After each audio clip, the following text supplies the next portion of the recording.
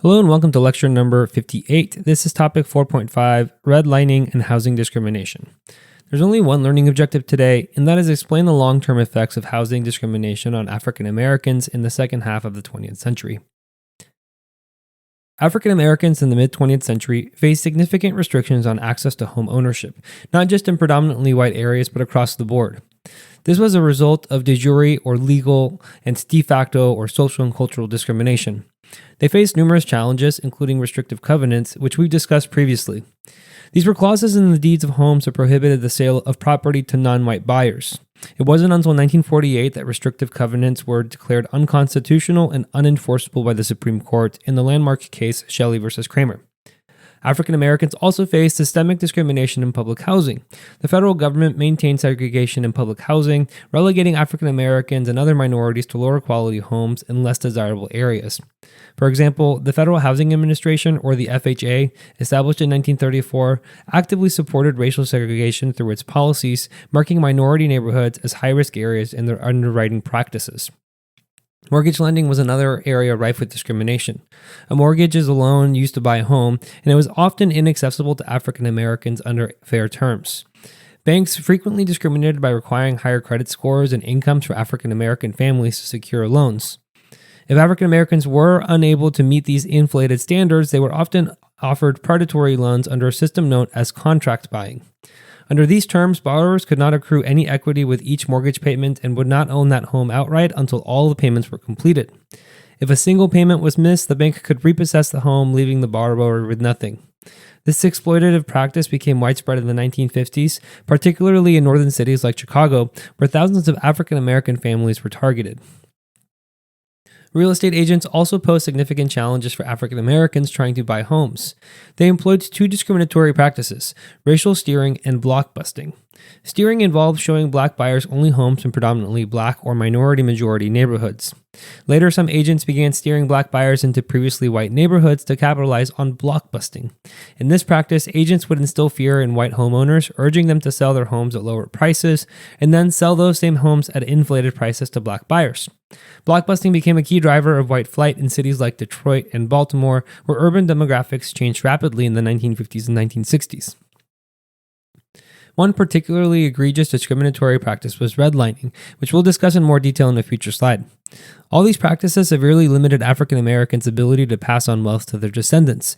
They were unable to accrue equity in their homes, and in many cases they lost their homes entirely without receiving any financial compensation for the payments they had made. This created a systematic wealth gap between white and black families that persists to this day. By the late 1960s, the wealth disparity was stark. For every dollar wealth owned by the average white family, the average black family owned just 12 cents. This gap was a direct result of decades of discriminatory housing policies. The Federal Housing Administration is a government agency designed to help Americans secure access to home loans or purchase their first homes. It is also responsible for facilitating access to public housing. However, in its early history, the FHA was instrumental in perpetuating housing segregation. For example, the 1938 version of the Federal Housing Administration's underwriting manual codified housing segregation and effectively made it illegal for African Americans to live in many communities.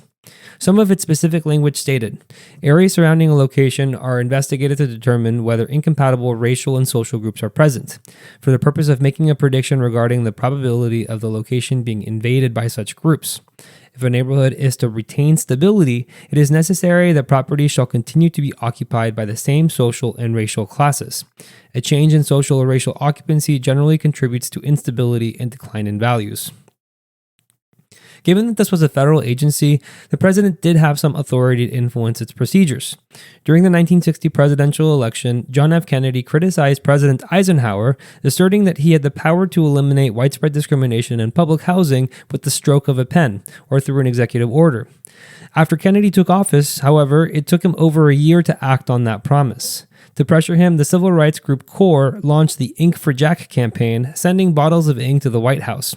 They sarcastically suggested that Kennedy's delay in fulfilling his promise must have been due to the White House ink supplies running dry. Kennedy eventually signed Executive Order 11063 in 1962, which prohibited discrimination in federally funded housing projects. While it was a step forward, its impact was limited as enforcement mechanisms were weak. The fight against housing discrimination culminated with the passage of the Fair Housing Act in 1968. The NAACP played a critical role in the effort, with Clarence Mitchell Jr., the head of the NAACP's Washington, D.C. Bureau, leading lobbying efforts. He was instrumental in persuading Congress to take up the bill. The timing of the vote was also unique, as it occurred shortly after the assassination of Martin Luther King Jr. Public outrage over King's death, coupled with riots that followed, spurred Congress and President LBJ to act swiftly. The Fair Housing Act made it illegal to discriminate in the sale, rental, or financing of housing based on race, color, religion, or national origin. Future amendments expanded protections to include gender, disability, and familial status later in the 20th century. Despite these advancements, enforcement remained a challenge, and many discriminatory practices persisted in subtler forms, such as zoning laws and predatory lending practices. By the late 20th century, organizations like the Urban League and the Department of Housing and Urban Development, or HUD, worked to address these ongoing disparities. Redlining was a widespread discriminatory practice throughout the 20th century, peaking in the mid-1900s. The term originates from maps created by the Homeowners Loan Corporation, or the HOLC, a federal agency established during the New Deal. These maps were color-coded to designate the perceived risk levels of different neighborhoods and cities, and they became a tool that banks relied upon when deciding whether to issue mortgages to borrowers. In these maps, neighborhoods deemed risky or hazardous were marked in red, hence the term redlining. These redlined areas often coincided with neighborhoods that had larger black or minority populations, effectively excluding these communities from access to affordable mortgages. Banks were less likely to lend to borrowers looking to buy homes in these areas, and if they did, the loans often came with unfavorable terms. Mortgages in redlined neighborhoods typically had higher interest rates, leading to higher monthly payments, or they required repayment over shorter periods than standard loans. In many cases, loans were outright denied. Redlining, combined with other forms of discrimination, created significant barriers for African Americans. They were often unable to purchase homes in safe or desirable areas as designated by the HOLC maps due to restrictive covenants and real estate agents refusing to show homes in these neighborhoods. At the same time, they were denied financing in areas where they were permitted to buy, leaving them with limited or no options for home ownership. By the 1950s, cities like Chicago, Los Angeles, and Detroit became prime examples of redline's devastating impact, where minority communities were trapped in underfunded neighborhoods with declining property values. The consequences of redlining are still seen today. Neighborhoods once redlined by HOLC maps often remain underfunded with lower property values, underperforming schools, and fewer economic opportunities. In contrast, green-lined areas, those deemed most desirable, benefited from decades of investment, further widening the wealth gap between white and black families. A 2018 study revealed that homes in former redlined areas are, on average, worth less than half of homes in areas that were never redlined. Despite widespread housing discrimination, there were instances where African Americans were able to integrate into well-resourced neighborhoods with majority white populations. Oftentimes, they achieved this by using a white buying agent as an intermediary. This strategy involved the black family working with a white agent who posed as the buyer. The home seller would believe they were selling the property to a white family until the black family moved in. A notable example of this tactic is the family of the New Jersey Senator Cory Booker. Booker's parent used a white intermediary to purchase a home in a predominantly white neighborhood when he was growing up. Booker has credited this move as enabling his family to build intergenerational wealth. The strategy was not without risks. In some cases, when the true buyers were revealed, sellers tried to reverse sales or community members retaliated against new residents. Another way African Americans gained access to such neighborhoods was through the use of GI loans. African American veterans, having served in World War II, the Korean War, or Vietnam, were sometimes able to secure government-backed loans through the GI Bill to purchase homes. However, these opportunities were often limited as discriminatory practices by banks and local officials meant many black veterans were denied loans or steered to underfunded neighborhoods. In other cases, African Americans relented to less favorable terms or overpaid for properties to gain access to better neighborhoods. For instance, they might agree to inflated prices or accept predatory loan terms, such as contract buying, to secure a home in an area with better schools and resources. Additionally, real estate agents engaged in the practice of blockbusting. This tactic involved agents instilling fear in white homeowners, warning them that black families moving into the neighborhood would decrease property values. White families would pressure to sell their homes quickly and at a reduced price, which agents then resold at a markup to black buyers. When African American families did move into majority white neighborhoods, they often faced social isolation or outright hostility, including acts of violence. One prominent example is the Myers family, who moved into Levittown development in Pennsylvania, one of the iconic suburban neighborhoods originally envisioned as an all-white community. The Myers family endured cross burnings by the KKK, property vandalism, and harassment from neighbors. Over time, however, the hostilities subsided and white community eventually accepted the Myers as residents. The struggles of families like the Myers highlight that housing discrimination and violence against African Americans were not confined to the South. Incidents of this nature occurred across the entire country, including in northern and midwestern states. Such resistance to integration also underscores how suburban developments like Levittown were explicitly designed to exclude African Americans. While some African American families were able to break through these barriers, their successes were often hard-fought and came at a great personal cost. The impact of housing discrimination was profound, as it intensified pre-existing racial and economic disparities in the United States. One significant consequence was that it limited African Americans' access to public transportation. Public transit systems, often designed by majority white city governments, prioritized serving white neighborhoods, leaving black neighborhoods with inadequate service. This restricted mobility and frequently forced black residents to endure longer travel times to reach jobs, schools, and other essential destinations. Housing discrimination also meant that African Americans had less access to clean water and air.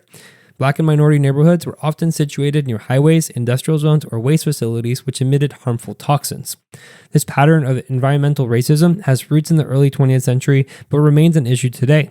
For example, Flint, Michigan became infamous in the 21st century for its water crisis, where lead contamination disproportionately affected African American residents.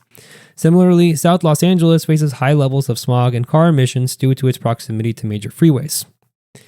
In addition, neighborhoods where African Americans were forced to live often lacked recreational space or green areas. This contributed to higher rates of obesity and other health problems. For instance, Harlem, a predominantly black neighborhood, had far fewer parks and recreational spaces compared to the nearby Upper East Side, a predominantly white area. Limited access to healthy food further exacerbated these disparities. Many urban neighborhoods with large black and minority populations became food deserts, areas with little to no access to affordable, nutritious food. The absence of major supermarkets and the prevalence of fast food increases the incidence of health problems like hypertension, obesity, and diabetes in these communities. The lack of accessible healthcare services compounded these issues. Health facilities were often located far from black neighborhoods, making it difficult for residents to access care. Even when care was available, systemic biases in healthcare delivery led to poorer outcomes. This lack of access resulted in higher rates of infant mortality, lower life expectancy, and worse outcomes for chronic diseases among African Americans.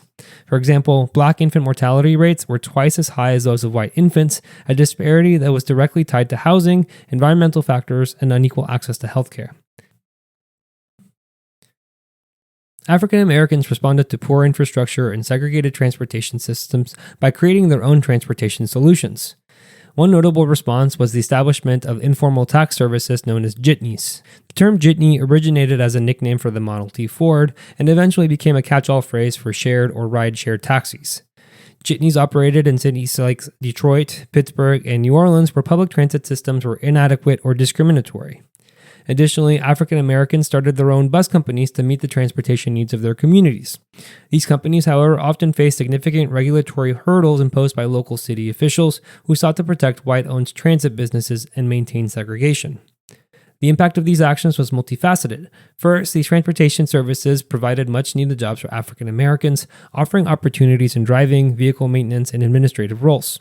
Second, they filled critical service gap in black communities, enabling residents to travel to work, schools, and other destinations despite inadequacies of public transportation. Moreover, these enterprises retained economic benefits within the community. The money paid to these bus companies and jitneys circulated within black neighborhoods, supporting other African American-owned businesses and fostering economic resilience. This practice echoed the economic strategies of historically black neighborhoods like Tulsa's Greenwood District, known as Black Wall Street, where locally owned businesses created self-sustaining economic ecosystems.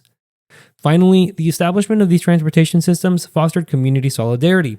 They were symbols of self-reliance and resistance against systemic exclusion, reinforcing a sense of shared purpose among residents. Despite facing significant challenges, the creation and operation of jitneys and black-owned bus companies exemplify how African Americans innovated to overcome barriers and maintain their independence, building stronger community connections. And finally, here's the recap. African Americans experienced housing discrimination through restrictive covenants, redlining, and federal administration policies.